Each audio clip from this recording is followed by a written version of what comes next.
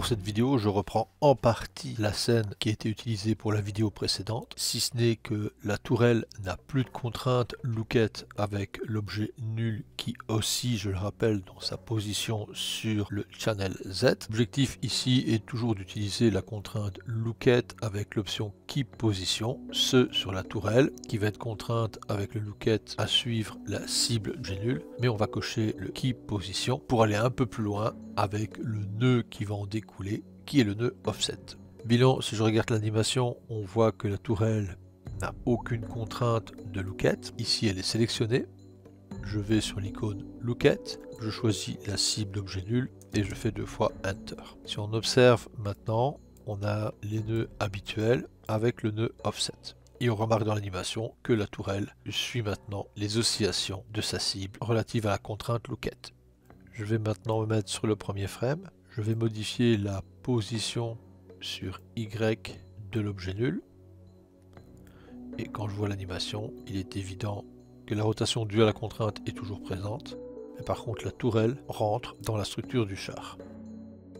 Je viens dans le Shop Network et la contrainte. Je clique sur le nœud Offset. Le nœud Offset peut s'appliquer à tous les types de contraintes.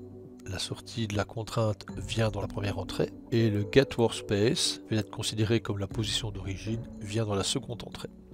Le paramètre Blend permet de modifier la force par rapport à la sortie de la contrainte, dans ce cas-ci looked, et de donner plus d'importance au nœud connecté à la deuxième entrée, dans ce cas-ci la position d'origine. Et en fait ça annule dans ce cas-ci l'entièreté des modifications dues à la contrainte. Je vais laisser au maximum et je vais demander que la contrainte, même si sa valeur est au maximum, ne soit limitée que sur la rotation sur Y, pour éviter les rotations sur l'axe X et Z.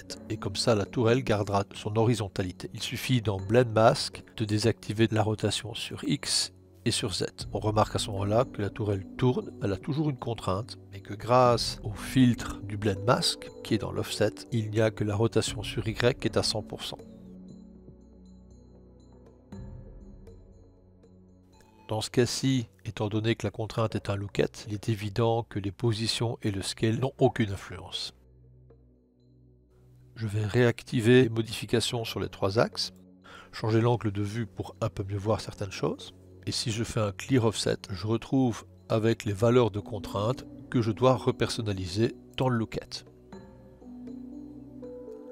Néanmoins, si je reviens dans l'offset, je peux faire un update pour qu'il suive à nouveau. Mais dans ce cas-là, faites attention sur quel frame vous vous placez, s'il y a déjà eu l'animation. Je vais donc refaire un Clear Offset, Update Offset.